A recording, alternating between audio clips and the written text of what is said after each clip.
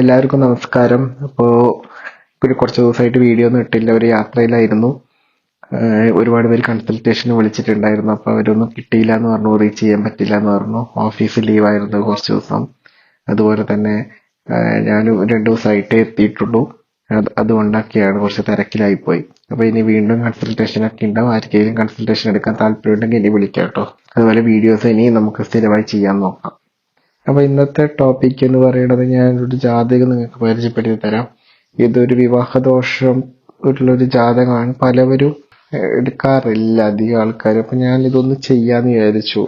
7-ലെ ചൊവ്വ വരുന്ന ദോഷങ്ങളും കാര്യങ്ങളൊക്കെ പല ആൾക്കാരും ഒഴിവാക്കി കളയുന്നതായിട്ട് ഞാൻ കണ്ടിട്ടുണ്ട്. പക്ഷെ അതിനൊക്കെ കൃത്യമായി പരിഹാരങ്ങൾ ചെയ്തിട്ട് മാത്രമേ വിവാഹത്തിലേക്ക് പോകാൻ പാടൂ എന്നുള്ളതാണ്. ഞാൻ ഒരുപാട് ജാതകങ്ങൾ കണ്ടിട്ടുണ്ട്. 7-ൽ ചൊവ്വ വന്നിട്ട് ഡിവോഴ്സ് ആവുന്നതും അതുപോലെ വിവാഹം നടക്കാതിരിക്കുന്ന പ്രശ്നങ്ങളൊക്കെ ഒരുപാട് കണ്ടിട്ടുണ്ട്. അതുപോലെ തന്നെ 2-ാം ഭാവത്തിനും ശുക്രനും ഒക്കെ ഒരുപാട് ബന്ധം വിവാഹത്തിൽ ഉണ്ടെന്നുള്ളതും മനസ്സിലാക്കുക. 7-ാം ഭാവം മാത്രമല്ല, നമ്മൾ 2-ാം ഭാവവും നോക്കണം. അതുപോലെ 8-ാം ഭാവത്തിലൊക്കെ ദോഷമുണ്ട്. വിവാഹത്തിൽ ഡിവോഴ്സിലേക്കൊന്നും പോകുന്നില്ലെങ്കിലും വേറെയും കുറെ പ്രശ്നങ്ങൾ കണ്ടിട്ടുണ്ട്. പ്രത്യേകിച്ച് കല്യാണം കഴിച്ച് പോകുന്ന വീട്ടിലുണ്ടാവുന്ന പ്രശ്നങ്ങളൊക്കെ ഒരുപാട് കണ്ടിട്ടുണ്ട്. അപ്പൊ നമുക്ക് നോക്കാം. അപ്പൊ ഇതാണ് ഒരു ജാതകം. എനിക്കിപ്പോ ഈ അടുത്തായിട്ട് കൺസൾട്ടേഷനിൽ വന്നപ്പോൾ കിട്ടിയ ഒരു ജാതകമാണ്.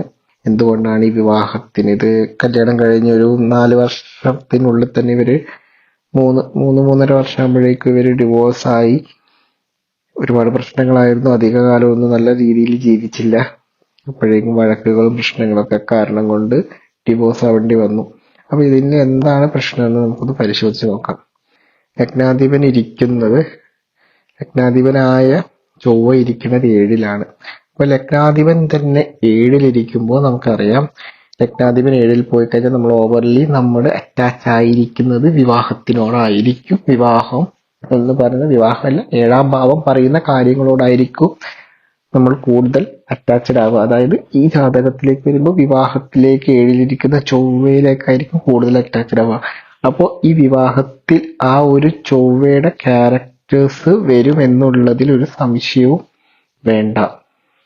7-ൽ ചൊവ്വ ഇരിക്കുന്നത് തന്നെ അത്ര നല്ലൊരു ഇതല്ല. വിവാഹ ജീവിതത്തിൽ എപ്പോഴും ഒരു വഴക്ക് വരാനുള്ള സാധ്യത. അപ്പൊ ഈ വഴക്ക് ഇതിൽ എങ്ങനെ വന്നു എന്ന് വെച്ചാൽ, 7-ാം ഭാവാധിപനായ ശുക്രൻ ഇരിക്കുന്നത് 10-ലാണ് ഇദ്ദേഹത്തിന്റെ ജാതകത്തിൽ. അപ്പോൾ ഇദ്ദേഹത്തിന് വിവാഹവും ജോലിയും തമ്മിൽ അങ്ങനെ ഒത്തു കൊണ്ടുപോകാൻ വളരെ ബുദ്ധിമുട്ടായിരുന്നു.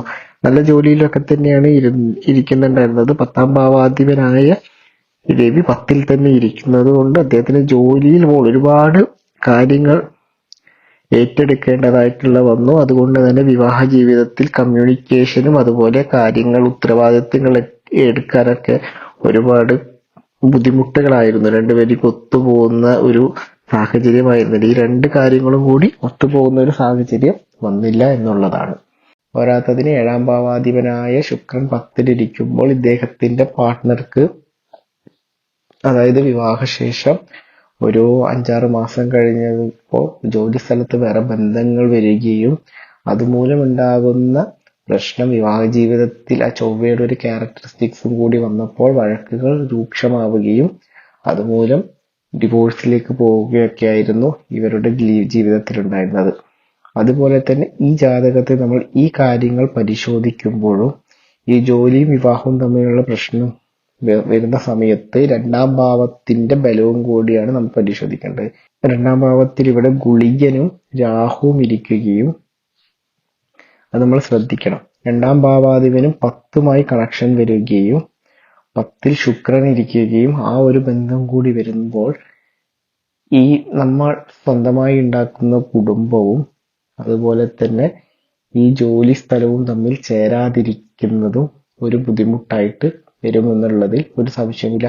അപ്പോൾ ഈ 7-ാം ഭാവവും 2-ാം ഭാവവും 10-ആയി കണക്ഷൻ വന്ന് ശുക്രനും കൂടി 10-ലേക്ക് പോകുന്ന സമയത്ത് മൊത്തത്തിൽ ആ ഒരു പ്രോബ്ലത്തിന്, അതായത് ഈ വിവാഹവും സ്വന്തമായി ഉണ്ടാക്കുന്ന കുടുംബവും ആ ഒരു ജോലി സ്ഥലവും തമ്മിലുള്ള പ്രോബ്ലം എന്ന് പറയുന്നത് വളരെ ചാൻസ് ഭയങ്കരമായിട്ട് കൂടുകയാണ് അവിടെ. ആ ഒരു അടിപിടി അല്ലെങ്കിൽ ആ ഒരു പ്രോബ്ലത്തിന്റെ ശക്തി ഒന്നുകൂടി വർദ്ധിക്കുക എന്നുള്ളത് കൂടി ഓർത്ത് വെക്കുക.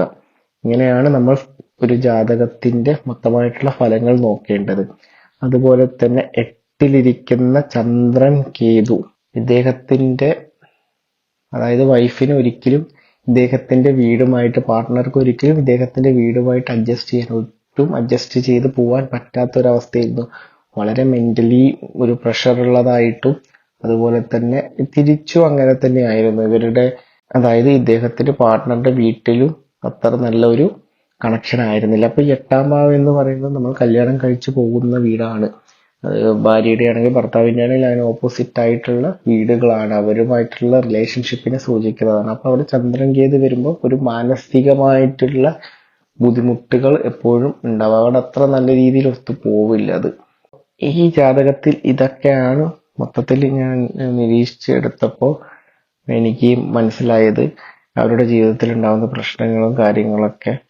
അപ്പോൾ ഇതൊക്കെ ഒന്ന് നിങ്ങൾക്ക് നോക്കിയാൽ തന്നെ മനസ്സിലാവും എങ്ങനെയാണ് നമ്മളൊരു ജാതകം നിരീക്ഷിക്കേണ്ടതെന്നുള്ളത്.